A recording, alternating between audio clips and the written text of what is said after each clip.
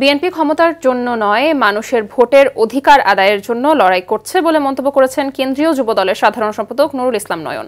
নোয়াখালীর বেগমগঞ্জে কেন্দ্রীয় কর্মসূচির অংশ হিসেবে উপজেলা যুব দলের আয়োজনে লিফলেট বিতরণ অনুষ্ঠানে তিনি একথা বলেন। এ সময় তিনি আরো বলেন, গেল 16 বছর বিএনপির নেতাকর্মীরা অনেক নির্যাতন সহ্য করেছে। এখন যে কোনো ভুলের কারণে এর সুফল থেকে বঞ্চিত না হয় সেদিকেও খেয়াল রাখতে নেতাকর্মীদের নির্দেশ দেন তিনি।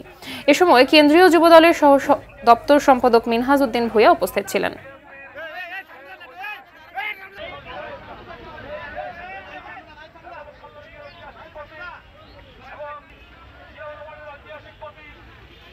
বাংলাদেশের মানুষ যাতে ভোটাধিকার ফেরত পায় সেজন্যই আমাদের প্রিয় নেতা দেশনায়ক জনাব তারেক রহমান গত 16 বছর লাগাতার স্বৈরাচার বিরোধী আন্দোলন করেছেন, নেতৃত্ব দিয়েছেন, আমাদেরকে নির্দেশনা দিয়েছেন।